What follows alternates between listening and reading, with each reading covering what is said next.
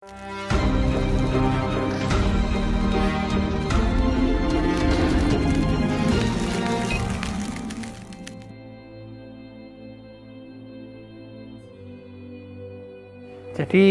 pameran lukisan kita ini mencoba menyampaikan pesan.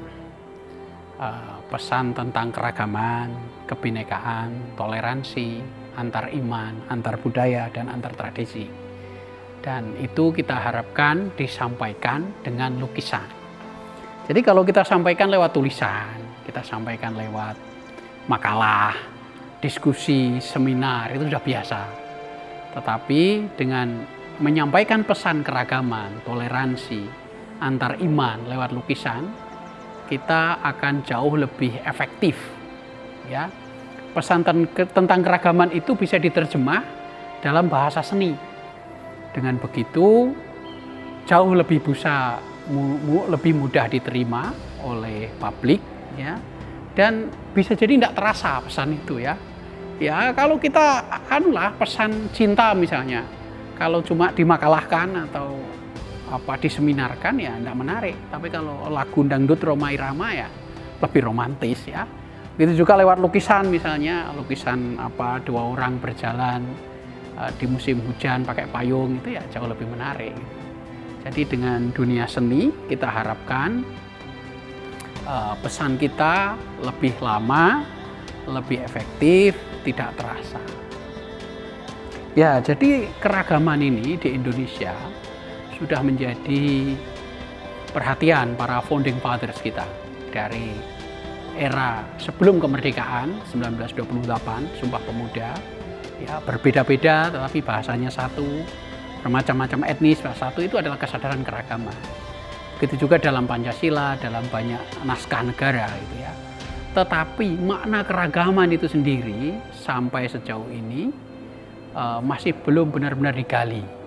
Jadi misalnya tentang agama, ya, sejauh ini sampai era reformasi, agama itu 6 secara resmi diakui oleh negara: Islam, Katolik, Protestan, Hindu, Buddha, dan Konghucu. Itu pun dulu era Orde Baru 5, ya. Konghucu tidak masuk, ya. Tetapi kenyataannya dalam studi antropologi dan sosiologi ada 1.300 kelompok keagamaan. Di era Pak SBY, status keagamaan itu baru diangkat, baru dibuka beberapa hari sudah ada 300 pendaftar. Artinya apa? Keragaman kenyataan yang ada di Indonesia itu jauh lebih kompleks dari konsep yang ada saat ini, baik itu konsep dari kebijakan pemerintah maupun konsep para pemikir dan para intelektual Indonesia. Maka tema keragaman itu harus didalami lagi, harus lebih disadari lagi, dan seharusnya dikonsepkan lagi lebih bagus. Nah, dengan pameran lukisan ini kita sangat berharap keragaman menjadi kesadaran kita dan disampaikan dengan dunia seni, dunia lukisan. Ya tentu saja, seluruh agama di dunia selalu menyatu dengan seni dan sains, semua agama. Dan hampir bisa dikatakan semua sains dan seni bermula dari kelompok agama.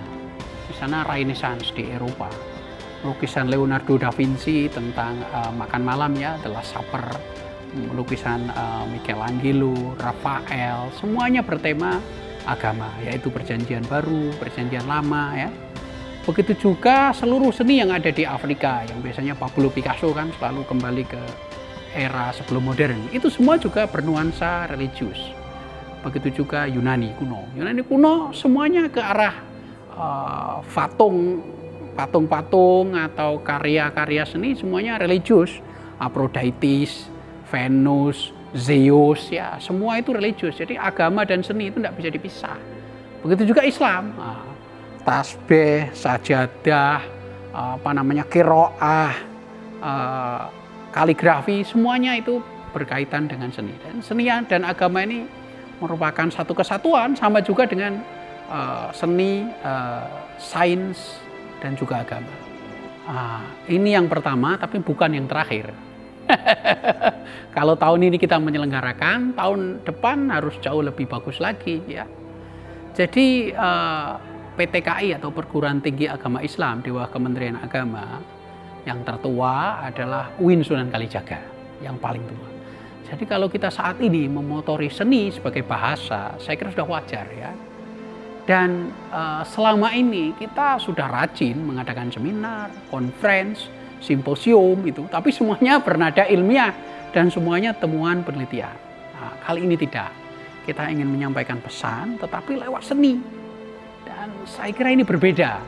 Dan kalau ini kita garap wilayah ini sebagaimana juga sudah diberi contoh oleh pesantren, oleh madrasah ya, hadroh, jedoran, terbangan, manakib, tadarus, semuanya itu pakai seni ya. Nah, kali ini kita menyampaikan pesan seni tapi lewat lukisan. Saya kira ini bukan hal baru walaupun ini kita modifikasi atau dalam bahasa sosiologinya komodifikasi. Nah, kita berharap ini disambut meriah dan lebih mengena dan komunikasi kita dengan masyarakat lebih lancar. Memikirkan bangsa Indonesia tidak hanya lewat politik, tidak hanya lewat jalur pilkada, tidak hanya lewat jalur pemilu, tidak hanya berdebat di gedung DPR, tidak hanya lewat bahasa anggaran, tidak hanya lewat kampanye atau demonstrasi. Cobalah kita gunakan seni, cobalah kita melukis, cobalah kita bernyanyi, cobalah kita menari. Saya yakin hasilnya akan berbeda. Ya. Kita mulai dari UIN Sunan Kalijaga. Mari melukis keragaman.